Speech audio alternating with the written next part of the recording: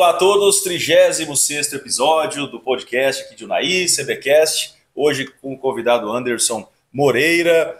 Ele é advogado, casado com a advogada Antônia Santos Moreira, formado no magistério de segundo grau na Escola Estadual José de Alencar, em Riachinho, Minas Gerais. Foi professor de matemática para o estado de Minas Gerais, na Escola Estadual José de Alencar, também em Riachinho. Trabalhou na CEMIG por 29 anos, de 92 até 2021, em serviço de campo. Ele é técnico em eletroeletrônica, graduado em Direito pela Universidade Uniatenas, 2008 até 2013, e pós-graduado pelo Instituto Eupídio Dorizete em Direito do Trabalho. Além disso, ele especializou-se em Direito Previdenciário, e esse é o nosso tema do podcast de hoje, desvendando os direitos, aposentadoria e isenções para pessoas com deficiência. Seja muito bem-vindo, Anderson Moreira, ao nosso programa. E eu tenho a primeira pergunta a fazer, né? O que é, então, a aposentadoria para pessoa com deficiência e como ela se diferencia, né, de outros tipos de aposentadoria? Boa noite, boa tarde, ou qualquer hora que o pessoal, né, esteja nos ouvindo. E obrigado pela, né, poder participar desse momento muito importante que é o CBcast, onde traz aí, né, informações de grande relevância nesse momento. Então, querido professor, Dr. Rafael, a aposentadoria da pessoa com deficiência, né, é um instituto que a própria Constituição Federal, lá no seu artigo 40,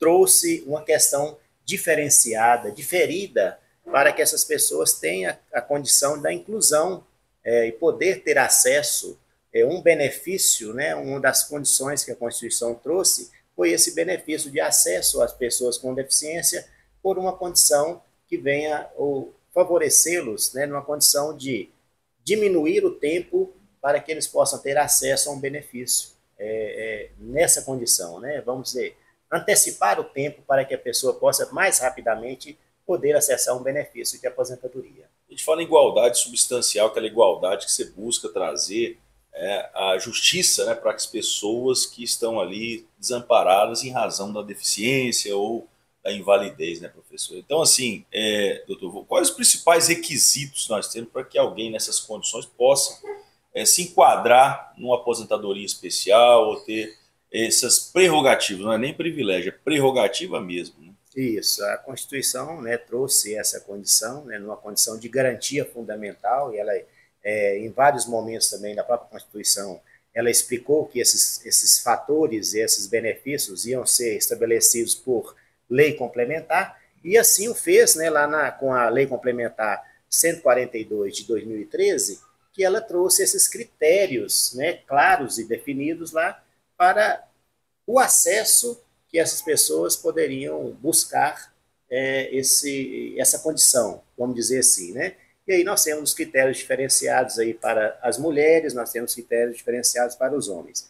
No que tange aí a aposentadoria por tempo de contribuição, nós vamos ter 3 condições, que é a aferição, se essa aposentadoria, né, que essa pessoa ela tem uma condição de deficiência grave, moderada ou leve, né? Vai existir também um instituto que vai fazer essas aferições, e no que tange aí a aposentadoria da pessoa com deficiência, quando ela tem uma deficiência grave, ela vai ter que cumprir aí um requisito do tempo de contribuição de 25 anos, no caso homem, e 20 anos, caso mulher, né? Isso é um dos primeiros requisitos, no caso do tempo de contribuição.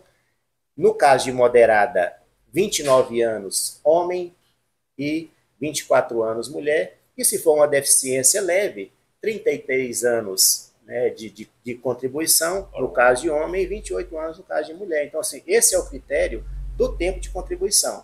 E todo esse período é necessário que a pessoa comprove que ela já estava nessa condição. Perfeito. Viu? Tem uma grande pergunta, uma grande dúvida, né? Que no caso de um segurado ter trabalhado em períodos sem esse reconhecimento da deficiência, é possível ele fazer a conversão desse tempo para fins de aposentadoria e a aposentadoria especial com pessoa com deficiência? Como é que funciona aí essa conversão, doutor Anderson? Existe uma tabela própria lá na IN 128 que traz lá todas as graduações e condições das conversões desse tempo, né? Caso ela, todo o seu período laboral estava na condição, vamos dizer assim, não de deficiência, e a partir de um certo momento ela adquiriu a deficiência. Vai existir a conversão desse tempo, e esses tempos, essas conversões, são instituídos por tabelas que a própria instrução normativa do INSS traz lá essas graduações, né, para o grau moderado, grave ou leve, de acordo com a condição e tempo que ela ainda já percorreu ou falta percorrer. E o que prepondera dentro desse enquadramento? Preponderar o que ficou mais tempo, né, em uma faixa de graduação da deficiência. Né? Aí você utiliza a conversão de acordo com aquilo que ficou mais tempo, né, naquela condição. Esse é um ponto interessante. E, quer dizer, a pessoa não perde o tempo especial retroativo, né? Ela vai converter mesmo, como se ela tivesse essa deficiência, né, em um período anterior. Isso, corretamente. Ele vai converter esse período, né, esse fator que vai ser aplicado ali, ele vai em todo o seu tempo contributivo, né? E da mesma forma, porque muitas vezes a pessoa que está na condição hoje de uma pessoa com deficiência nos critérios da lei, já acontece, né, e é fato, que muitas vezes a pessoa, na hora de buscar essa condição, é que ele vem apresentar os seus laudos, a sua condição clínica, vamos dizer assim, do todo o seu período contributivo. E muitas vezes a pessoa tem uma deficiência, já consegue comprová-la já desde o início da sua condição contributiva. Outros não. E aí que vai se aplicar a tabela de conversão desses tempos, né? Maravilha. Um tema sempre polêmico, que agora foi objeto de uma lei recente, refere-se àqueles portadores de visão monocular, né? Eles têm a visão parcial, né? Um olho enxerga, o outro olho não. Para deixar claro isso aqui, é chamada visão monocular. Ela é considerada uma deficiência para fins da aposentadoria especial? Se houve alguma mudança nesse sentido, doutor Anderson? Sim, agora em 2021, que já era uma situação que já vinha sido debatida juridicamente, né? E aí em 2021 a lei veio trazer essa condição, né? Consolidar, vamos dizer assim, que ela é uma condição, porque nós temos ali as avaliações motoras, sensoriais, e veio trazer essa condição que a visão monocular é um enquadramento de uma pessoa com deficiência, no que tange todos os seus, como diz, os seus benefícios que ela venha buscar exercer junto às condições que ela vir a requerer. Então, assim, em 2021 foi instituído essa condição que a pessoa com visão monocular, que enxerga somente de um olho, ela tem todos os benefícios que venha a ser configurado, e no que tange a pessoa com deficiência, e no assunto que nós estamos hoje debatendo, da aposentadoria, né? Vai trazer para ele o benefício diferido para buscar essa condição de se aposentar mais cedo, que é o que sempre vinha se buscando quando instituiu essa nova lei. Perfeito. Nós falamos aí que vários órgãos serão acionados para se comprovar a situação de deficiência. Como é que a pessoa consegue provar a deficiência conforme os seus níveis e até a gravidade e a moléstia que a acomete? Porque nós temos vários tipos aí: autismo, deficiência cognitiva, situações físicas, outros casos de hanseníase que são mais graves, né? A síndrome da imunodeficiência adquirida, que é a AIDS, e outras enfermidades. Como é que a pessoa consegue a comprovação desse estado dela de deficiente? Aí a lei veio trazer essas condições também, né, do fator de reconhecimento dessa condição, veio trazer duas figuras para esse âmbito de aferição. Né? Ela trouxe o médico, né, que é o médico clínico, sim, e um uma pessoa de avaliação psicossocial, que é aí uma de formação ali de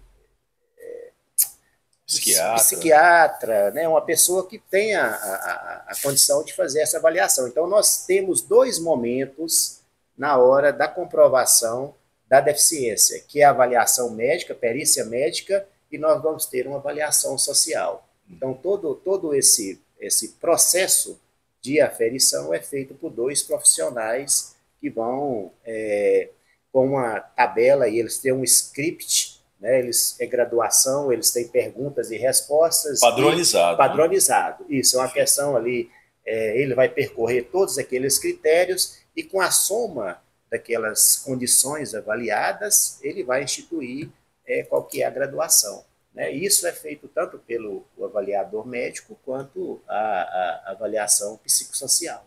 Perfeito. Aí vai depender também da enfermidade que ele tenha, né? Se ele tiver realmente uma deficiência cognitiva, que é justamente a deficiência mental, né? Aí o psiquiatra vai ter que fazer o trabalho para verificar essa condição, né, de deficiente mental, para que ele possa ter acesso, né, à aposentadoria, ao benefício.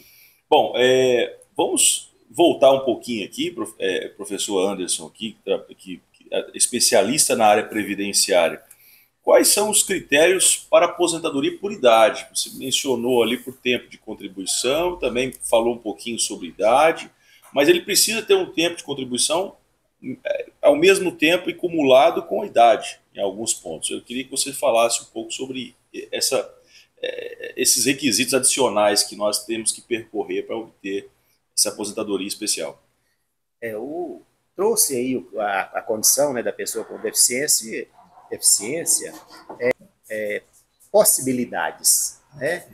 Que é a aposentadoria da pessoa por tempo de contribuição e a da pessoa por idade. E por idade, que é o critério que ele quis trazer o benefício? O benefício de redução de tempo.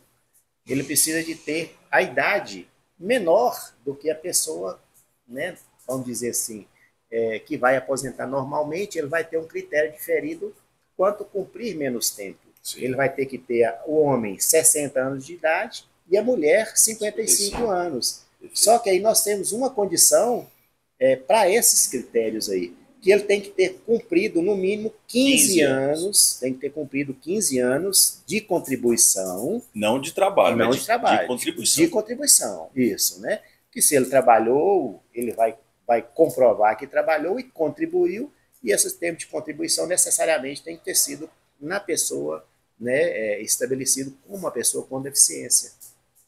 Entendi.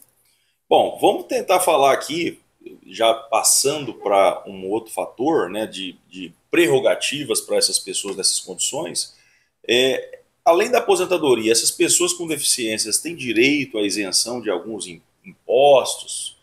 Doutor Anderson, quais os critérios para essa isenção? A lei, além do benefício, né, nós temos aí a questão previdenciária, que foi trazida ali uma segurança constitucional, né, um direito e garantia para aquela pessoa acessar uma condição previdenciária de forma mais branda, mais fácil, mais rápida. Da mesma forma, a questão tributária. O Estado também veio trazer facilidades para esse tipo de pessoas, porque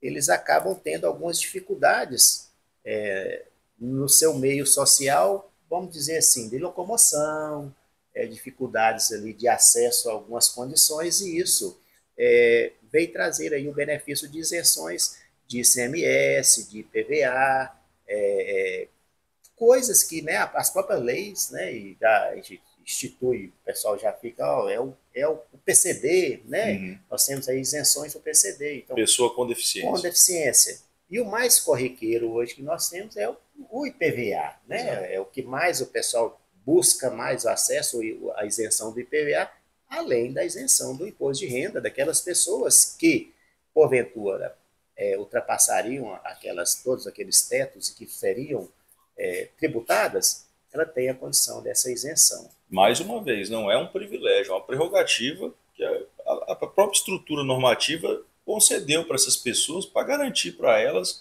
aquela ideia de que nós temos que trabalhar com a desigualdade, né, de forma desigual, para os desiguais.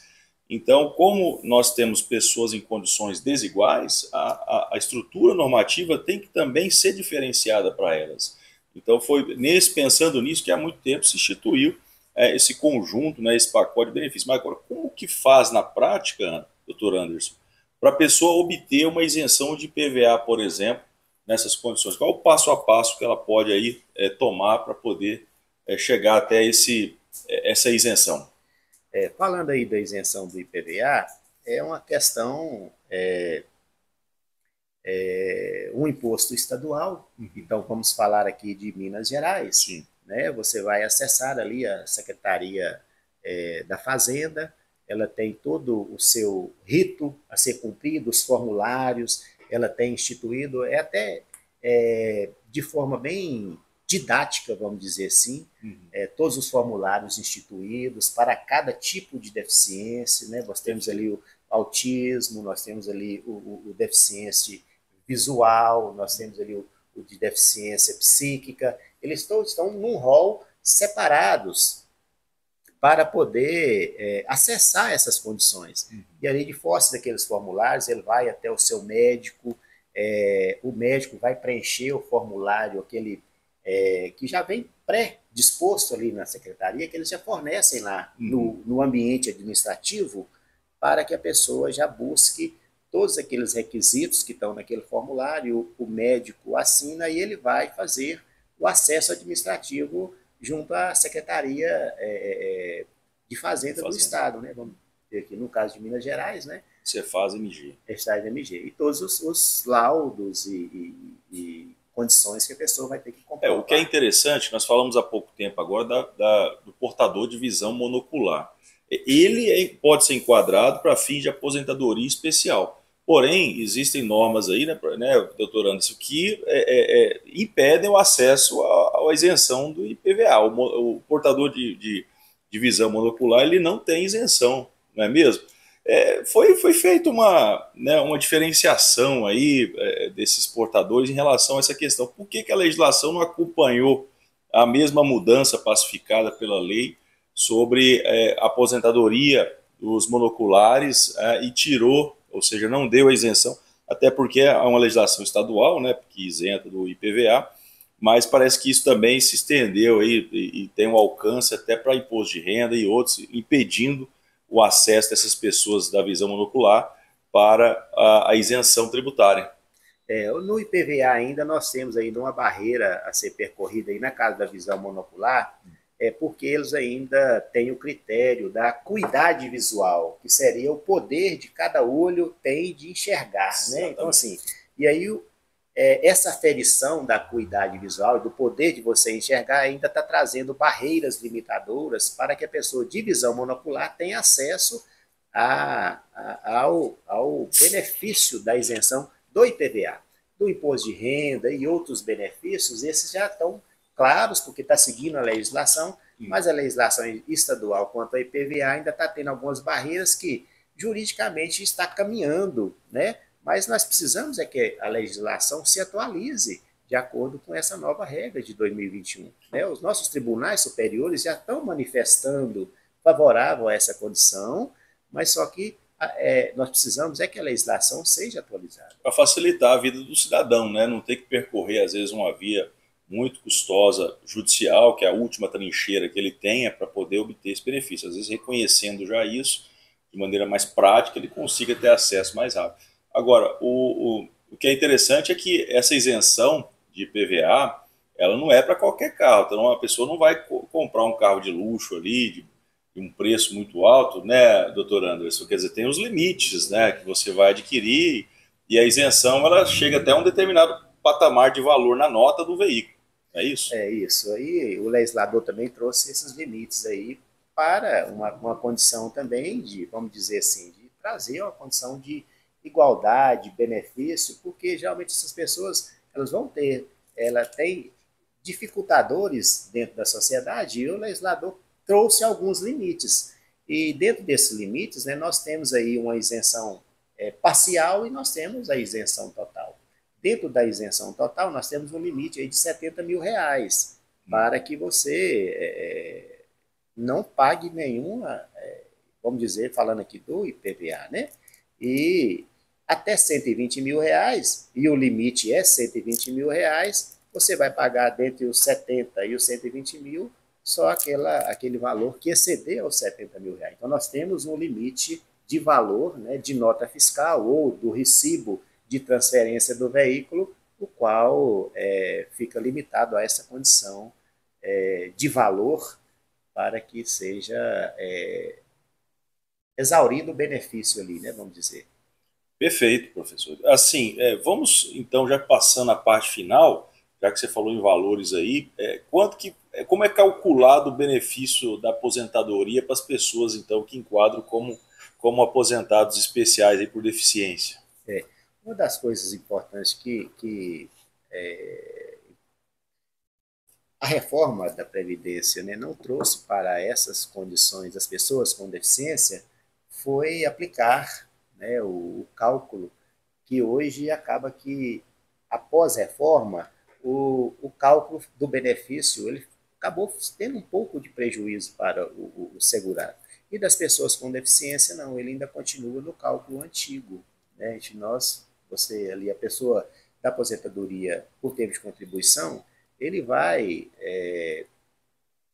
ter o benefício do cálculo do 100%, né, dos seus integral, né? Integral ali, com 80%, né, de descarte, né, na verdade, 20% de descarte, aproveitando os 80 maiores salários dos e 100% da sua período, vida, do seu período. Na verdade, ele tem o benefício desse todo o seu período de você pegar e descartar 20% dos menores salários. E você vai pegar a média dos 80% maiores salários, e aquela regra é 100%. Não se aplica um fator previdenciário de idade por nada. Então, por quê? Quis trazer para a pessoa com deficiência, você cumpriu o requisito tempo de contribuição, a sua idade não é um requisito preponderante negativo, o que a reforma veio trazer, né, para a pessoa. Você aposentar mais cedo, você vai ter um fator redutor de valor. Do seu valor.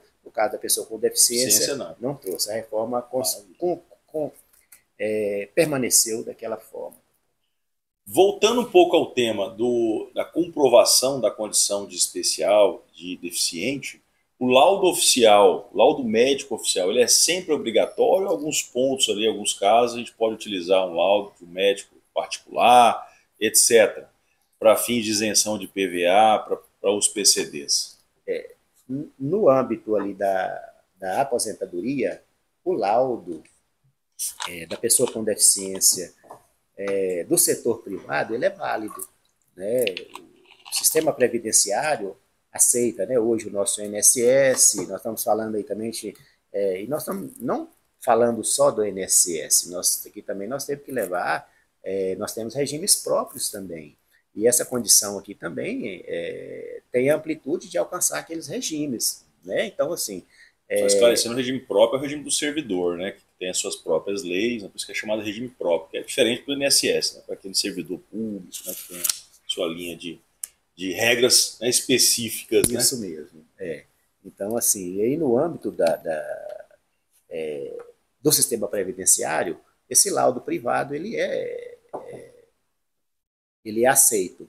E já lá na condição da isenção do IPVA, eles pedem um médico conveniado ao SUS, até porque faz parte ali daquela regra, das regras ali dos formulários predispostos ali na... O profissional tem que saber lidar com esse tipo de formulário, né? Porque são formulários extensos. Né? Para quem já teve a oportunidade de ver, sabe que ele é bem assim, e tem que ser também, né, doutor Anderson, porque senão fica muito bagunçado também, né? A gente vai ter que ter um documento padronizado para facilitar a análise, né? E esse profissional seguir um passo a passo técnico para determinar se a pessoa é ou não deficiente. Muitas vezes a Secretaria da Fazenda quis trazer, foi isso, a condição técnica da avaliação. Exatamente. Para que ele não tenha... Trazer de forma mais objetiva possível, né, para não gerar aqueles... se você não está tratando ele desigualmente, né? Igualmente, né? Então, assim, ele quis trazer uma condição assim, realmente eu estou fazendo uma coisa justa. Por isso que ele trouxe esse formulário, um médico que seja consolidado ali no Sistema Único de Saúde, mas nós estamos tendo já decisões nos tribunais superiores que já vem quebrando essa barreira também, sabe, doutor? Mas, assim, nós temos que evoluir algumas condições mesmo de avaliação, e isso, mas o tempo vai nos proporcionar isso, né? Doutor Anderson, muito obrigado pela sua participação aqui, viu? Foi muito bom. É um tema extremamente difícil. Você soube trazer para nós com uma simplicidade muito grande. Então, esteja sempre à vontade para voltar em outros episódios, abordar outros temas dentro do direito previdenciário, que a gente vai ficar muito feliz com isso, esclarecer para as pessoas alguns pontos importantes e realmente a gente tem muita dúvida, né? Sempre estamos buscando atualizar, mas é um tema complexo. Agradeço, senhor, pela presença, e volte sempre.